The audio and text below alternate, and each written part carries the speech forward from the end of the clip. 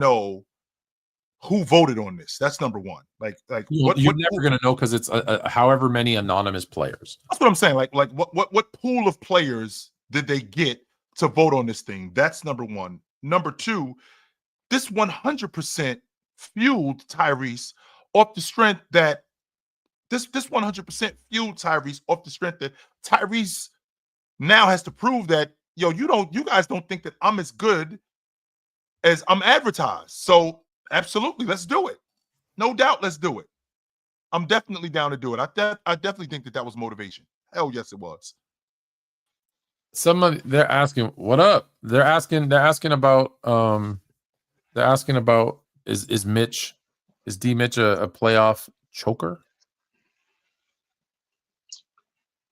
Oh, you asking me? No, I was asking Jay, but yeah, feel free. I don't know. You jumped on. Well, no, I don't think he's a playoff choker. No, I don't think. No. I don't think he is neither. But I think just the way that this Cavaliers team broke down, with guys sitting out. Kenyon Martin was talking about it yesterday. He was like, yo, I'm gonna need y'all to hit the court, bro. Like, it's playoff time. I don't need you to be sitting out no games, this, that, and the third. I'm gonna need y'all to hit the court. If you taking the court the next game, you sitting out the previous game, I got a problem.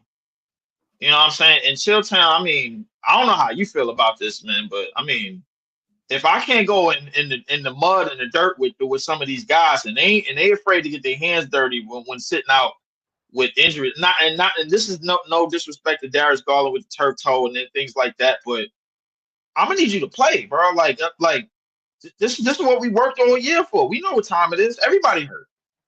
How the hell he get turf toe? Hey man, it happens with them bullshit shoes that they wear. Yeah, that's what I mean. So I as far as DeAndre Hunter goes, I don't know what that was. Evan Mobley came back from his injury looking soft as shit. So let me pause you and ask you a question though. So Garland pushed through and played, right? But he played 33 minutes. He went 4 of 16, 0 of 6 from 3 for 11 points. Wouldn't it have been better if he didn't play? If he didn't play, yeah. I said the same thing. So if we're doing that, then we got to do that with the fake shooter Max Strus. I don't think Max Strus hit a shot tonight. I think he was like 0 for 10, and we've seen this from him before. No, 0 for 9. I'm sorry, 0 for 9, and we've seen this from him before. He did the same thing when he was with the Heat. I seen 0 for 11 games from him. So I never really bought into the fake shooter. I ain't going over 10, but go ahead. No, I'll be honest with you. Shooter. Never. I never bought into it neither. But when you see numbers like this, and then Donovan Mitchell, poor Donovan Mitchell, bro, like he's just doing what he can do out here. I think he was averaging 30 plus throughout the series, 35 plus throughout the series. Max Strus is 0 for 9. 34. He's averaging 34 for the series, put up 35 tonight, but on 8 of 25 shooting, though.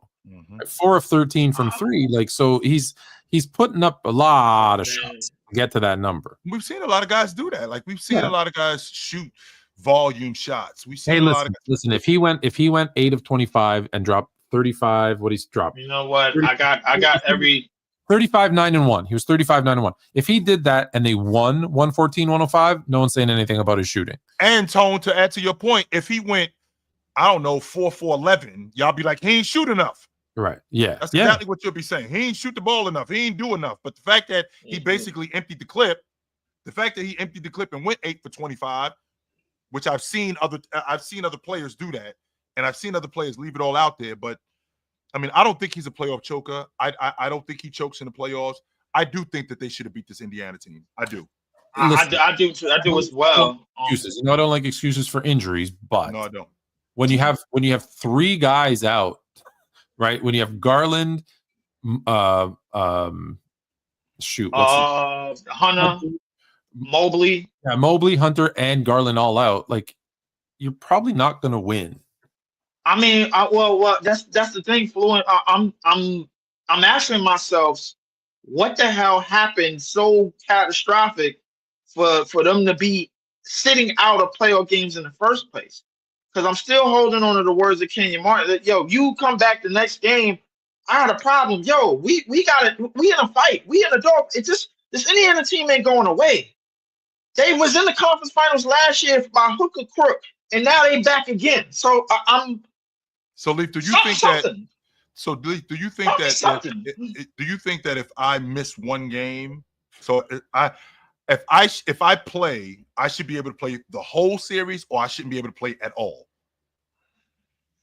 To me, I mean, at least that's what I heard from Kenyon Martin. I'm talking about you, Leaf. I'm talking to you specifically, Leaf. Do you think that I should be able to play the entire series, or I shouldn't be able to play at all? Because I saw Chris Bosh. He had a strained abdominal muscle in 2012, and he missed 2 games of that series. He was able to come back. Should he have set out the rest of the series, or should he have played? Because just so you know, they don't beat Indiana without him. They do not. Right. They don't beat Indiana, but listen. Obviously, for me, I'm gonna say what's the severity of the injury, bro? Like, I mean, yo, are you hurt, bro? Like, I'm asking, yo, you sure you can't go? I'm asking. Like, if I'm in chill. If you ask me, chill. If we in the locker room, you ask me, yo, you all right? You can go. You get on the court. You can run. You can move. I'm like, yeah. I'm like, I don't know. Like, I don't know. It's yes or no. Can you do it? Can you go? It's my question. I'm pretty sure you probably. I don't know. Chilltown, like your hoop stories is legendary. I'm pretty sure you've been on the court with somebody. You be like, yo, you can go. You good? You all right? I played with a broken foot. I played with a broken. It's very dependent. It's very dependent on the type of injury. Because I see people say, "Oh, if you miss game 2, then how can you play game 3?" It depends on the injury, because there's certain things where, that first day that the injury occurs, it's swollen and you can't put any pressure on it. And just having that one day to allow the swelling to go down, take a cortisone shot. Now you can put pressure on it. And there's certain injuries where you're injured and they're like, look, that's broken or that's sprained and they're like, you can't make it worse. So you're going to tape it up and you're going to go. There's other times where it's like, if you go on this, you're going to make it worse. And then you might be able to play game 3, but then you can't play game 4, game 5, game 6, game 7 next year.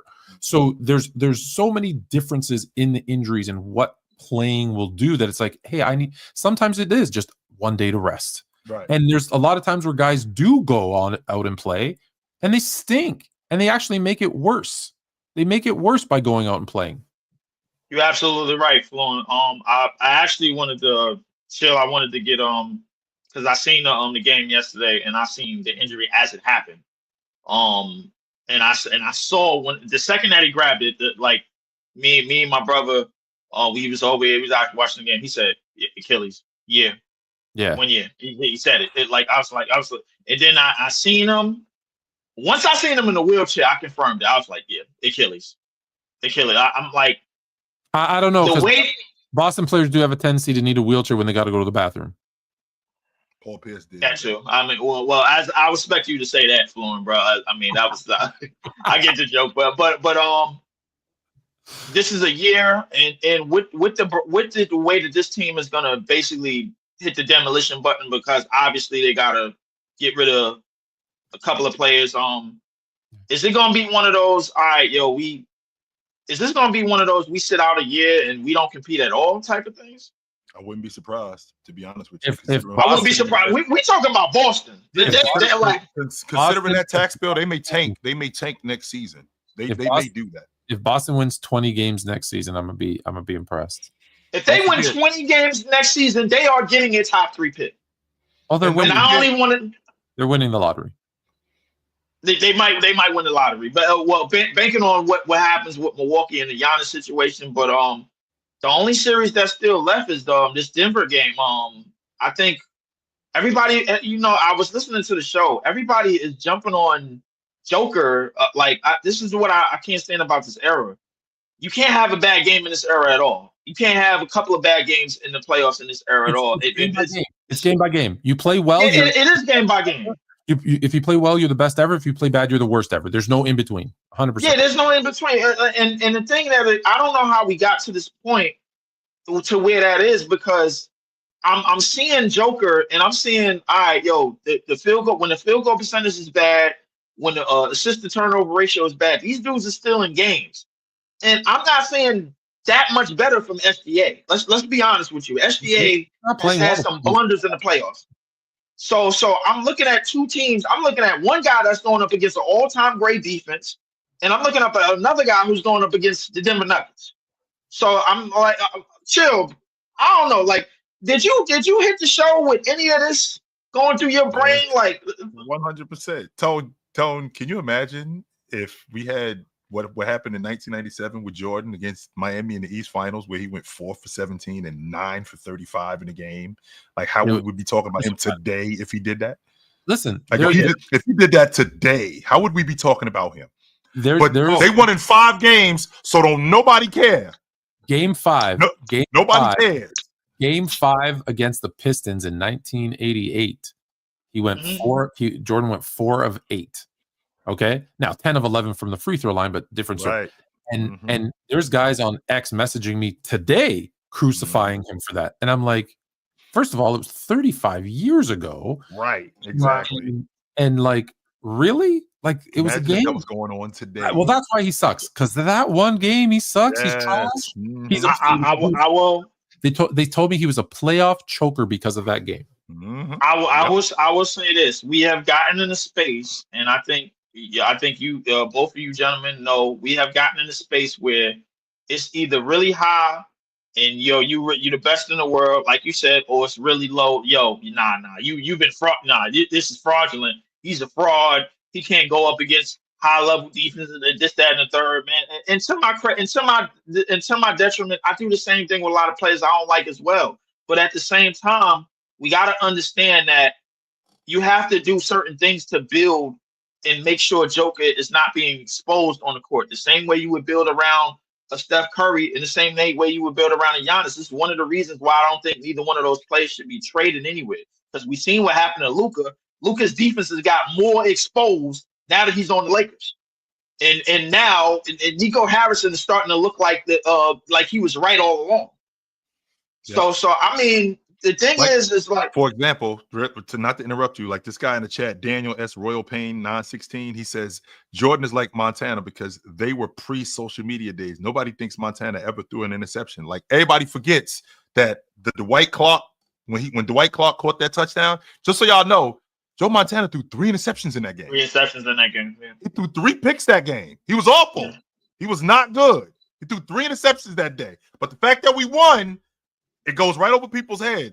We live in a space today, and I'm guilty of this. We live in a space today where if you are the best in the world and we call you the best in the world, I expect you to play at that level. No, that's the level. That's the level that I expect all the time. No, all the time. No, but all the time, Chill. It can't be no drop-offs because you facing an all-time great defense like OKC. It can't be no drop-offs. It's not from none of that. It's not even that. It's not that they want you to play. They want you to play perfect. See, and no one can live. No one. It's not, but that's the point. They want you to play perfect, and no one can live up to that expectation because why? Because we live in a time. You know when we started doing this? It's about failure. It's about putting people down. It's about like the negative, and that's all we talk about. So we're waiting for them to fail. We're waiting for them. And when you set the bar at perfection, they're all gonna fail. You know the player that we started to do this with? LeBron. Yeah. That's who we started to do this with. We know where to find you at, brother. Absolutely. And before I leave, bro, listen, I know we're gonna use the wrong choice of words because I'm looking at the title of the show, but rigged, fixed, whatever you want to call it. You can't tell me that ain't nothing going on. You can't look me square in my eye and tell me that ain't nothing going on. The NBA is the WWE now. That's what I've been convinced of. Okay. So I trade a top 5 player to the Lakers. I'm golden. I'm getting a top 3 pick. That's what it looked like. The NBA is the WWE now. Well, here you go. Bam. If they trade Brown to the Lakers, they will. No, I think they're gonna win. I think they're gonna win it regardless.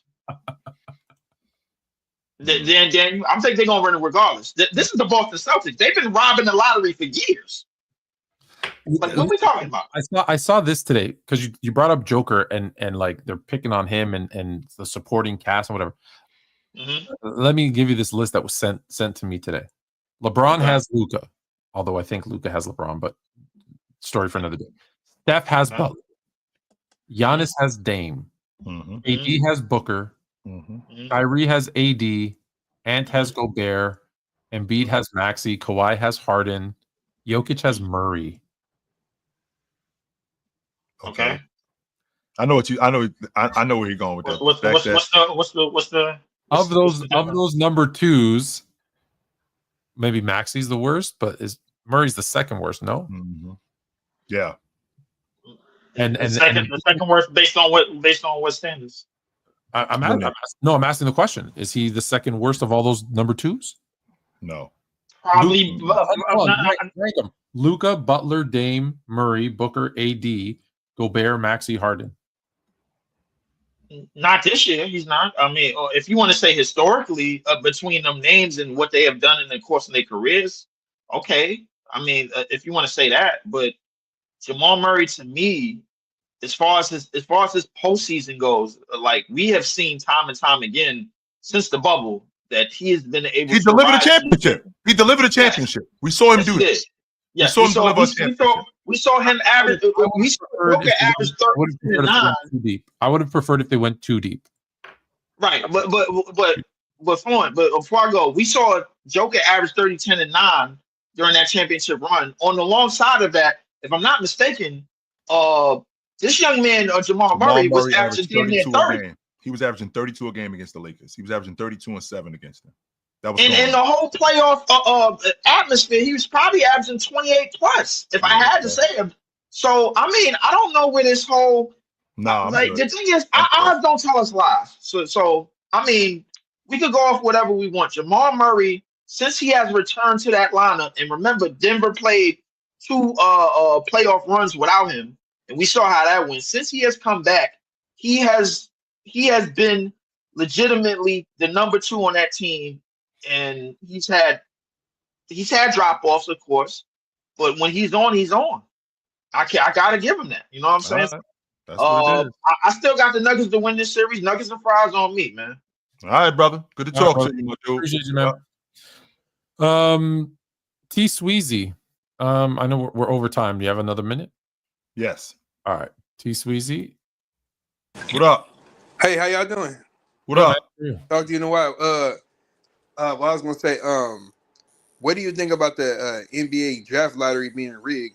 Like, why they rigged it for the Mavericks? Do you think that Adam Silver said, "Hey, trade Luka to the Lakers to help James, and we'll bail you out in the lottery, just try to get in the play-in or something?" Like, because that's crazy though, because the Bulls, the Wizards, the Jazz, the Nets, teams like them, they should have, you feel me? Like, that's crazy that they at the bottom 10. You know what I mean? And then the Spurs got 2 picks. I have I'll tell you, I've actually, we didn't get to it earlier with Trista, but I actually have a couple of different theories. So hear me out for a second. What's the biggest city in America? New York. New York. Okay. How are the Knicks doing right now? Great. Good. Okay. What's the second biggest city? Los Angeles. I was going to say California. Los Angeles. Los Angeles has Kawhi, Harden, Luka, LeBron. Mm-hmm. The third biggest city is San Francisco. No, wait a minute. I'm sorry. The third biggest city is it Texas? America. Dallas, Fort Worth. Texas. Texas. Interesting. So let's get our biggest city a big star because they need to make money. And I said there's multiple theories. 2, the Luka to LA. Let's get a star in LA and boost up our Lakers, and then we'll give you the first round pick. That's the one we talked about. Here's the third one that we didn't talk about. Do you know what the owner of the new owner of the Dallas Mavericks, what he wants to do with the team? Yeah, he wants to move them. He wants to move them to Vegas because they own the Sands Casino. And so they want to build a huge complex for the Mavericks or whatever the Vegas team is going to be called, but for that team to play in with like a casino and a resort, and it's going to be like a full NBA experience. To move the team, the NBA is going to ask for hundreds of millions of dollars. On top of that, That would also get them billions of dollars for a new expansion team in Dallas. Hey, you want us to do it and put our money, our hundreds of millions of dollars to do this the right way and pay you hundreds of millions of dollars? No problem. Give us the first pick. There's so many reasons why they could have, should have done it. That now, is it just blind luck that they just won the draft? Sure, that's also a possibility. Yes. Yes. Billions of dollars. That's how the lottery works. I've got billions of reasons why it could be the other way. That's all. And that's what. So it's no point in taking teams to lose out. No. I don't think there's a point for teams to lose out. How many times has the worst record team won the lottery? Detroit was the worst team in basketball last year, and they didn't have the first pick. They had like the fourth pick. And Utah was the worst team in basketball. They had the fifth pick also, just like Detroit did. The worst team almost never gets the first pick. So almost never. I'm good. That's crazy. I got one more question. So I'm a Celtic fan. So this is this core last dance. It came out that just came towards his Achilles. If we keep this roster, this team would be over $600 million in the luxury tax, and that'd be the largest with the CBA. Jason Tatum is coming off his last year of his rookie max, and JB will be entering his second or third year of his super max. So Derek White is making $100+ million. Drew Holiday basically got the same contract with Milwaukee. I think that's 4 year, 130 or somewhere around there. Just this season alone, you're $74 million over the cap. That's $210 million in taxes alone. Just this season. So next year it's going to be even more. Worse, yeah. They're not doing that. They're not. Damn. So they're not doing that. Do you think it's possible, if they could, since Tatum going to be out the whole 25-26 season, trade everybody, bid around Tatum, or just keep JB and Tatum and trade everybody else? But somebody's going to have to take a pay cut because, KP contract's not hurting us. Because he only making, what, 30 mil? Who? I'm with Tone on this. I'm not breaking up Jason Tatum and Jaylen Brown. I'm not doing it. I don't like it. But I think, look, if the problem is if you keep Tatum and Brown, you're going to have to go a season without Tatum, obviously.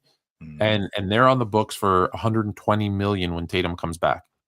It's hard to those build two alone. Just those two alone. So it's hard to build a team when the cap is 175.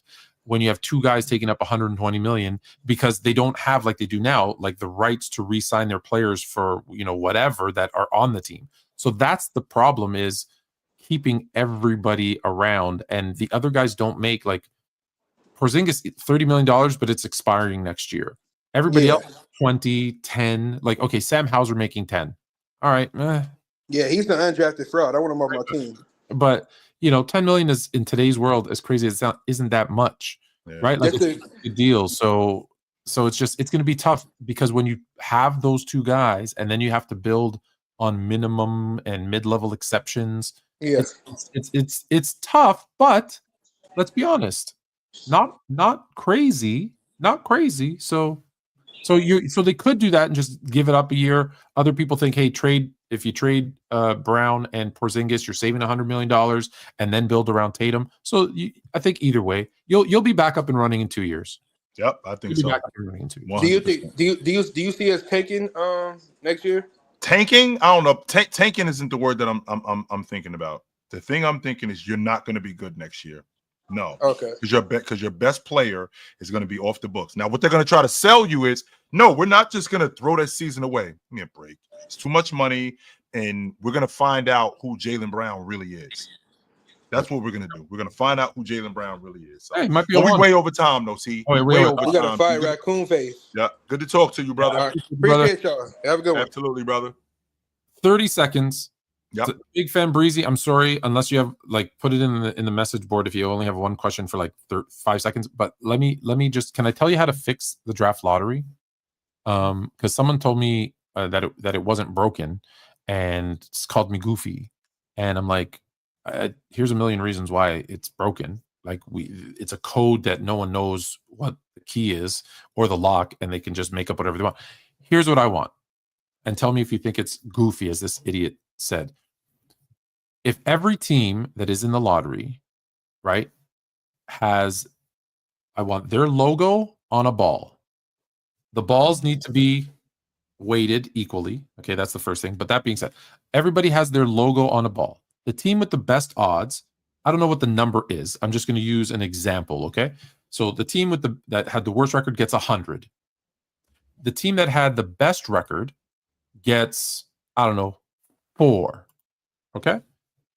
And what happens is live on TV, all the balls are in the thing, and the balls get popped up to the top. Again, you have to show this that they're all on the thing, weighted and the same. And they all have and all you do is you pull up the team logo, and the first team that gets 3 gets the first pick. The next team that gets 3 of their logo gets the second pick. Because now there's no codes, no bullshit, no nothing. It's, hey, I saw the logo, it came up, we know all the balls were weighted the same. Cool. There's no wishy-washy codes, formulas, blah, blah, blah. That's it. Just a team. And look, if you only have 4 balls and 3 of yours come up, cool, man, you deserve to win the damn lottery. But the likelihood that that's going to happen, it makes it eliminates the, hey, this is rigged. Hey, this is a fraud. Because there is, again, if the balls are shown that they're weighted the same, there's no way of rigging that because you're seeing the picture.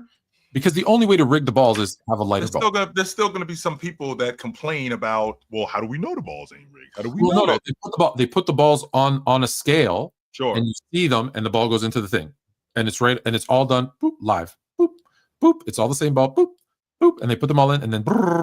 Tone, that's to be honest with you, Tone. That's really because people want transparency right now. I just think that's a lot of extra that you're putting on it to say that, all right, we're going to take the Dallas Maverick ball and we're going to make that a little less heavy. They're going to make that lighter than the no, they're not. San Antonio balls. They're making the number 10 ball lighter because we're going to make the code. We're going to make the Washington Wizards ball. I mean that.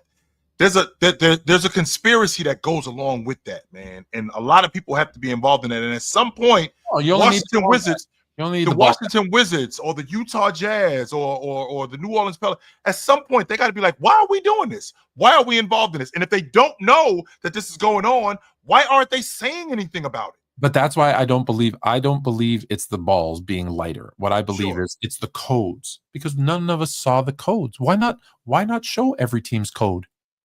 Why not show every team's code and say my code is 10, 11, 14, 7? Oh, look, 10, 11, 14, 7 came up. Okay. Yeah, Dallas won. Wow, that's crazy. No, they don't. It's someone off to the side. It's Dallas. What? Tone, I'm a simple dude. I don't understand why they don't just do it like they do it in pro football. Whoever got the worst record in the league get the number 1 pick.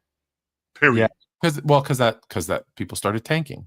Oh, and they do the same thing in the NFL, and I don't hear nobody complaining about it. I don't hear nobody complaining about the fact that the Cleveland Browns went 0-16. I don't hear nobody complaining about the fact that Jacksonville went 2-14. I don't hear nobody complaining about that because they know what they're after. They know exactly what they're after. This is the prize. We want it. Well, it's going to diminish the value. It's going to diminish the value of the product. No, it ain't. Y'all know what y'all doing. No, y'all know exactly what y'all doing. It's only one team, and like, break, let's be honest, right? There's only 4, 6 teams that have a legit shot at a championship, and so the bottom 6 teams, no one cares. No one cares that they're tanking. So maybe you're right. Okay, but you know what? Big Breezy, quick. Cam Thomas is the franchise player before the franchise player. They need to stop playing with his career. Let him be the number 1 option with the Brooklyn Nets. And I'll say this, first off, great show. And I'll say this leaving. I don't know if it's rigged, but I do know that the NBA does not have to compromise the integrity of the fans with competition. Competition is competition. May the best man win in every sport. And you don't have to compromise the integrity of that. Fans are going to still support, still buy merch, whatever it is. Business will be booming. And that's it. That's a fact. Come back earlier next week. Appreciate you. All right, thanks, guys. Last thing. I'm more concerned. I don't even care about the lottery, to be honest with you. I don't even care. Well, you know what I want? I want them to list everybody who's been drug tested and when and how, whether it was urine or blood. Is this really true? But one player in football doesn't change the entire franchise. Less so in football than in basketball, yes. Because just for the simple fact that one starter is 20% of your starting lineup. Okay. One starter in football, if you consider offense, defense, and special teams equal, is 1 of 33. So Right. that percentage is significantly lower. Right. So Right? with They're that like being 4% of your right, starters. I do get the fact that you have more players on the team, but With the exception of quarterback.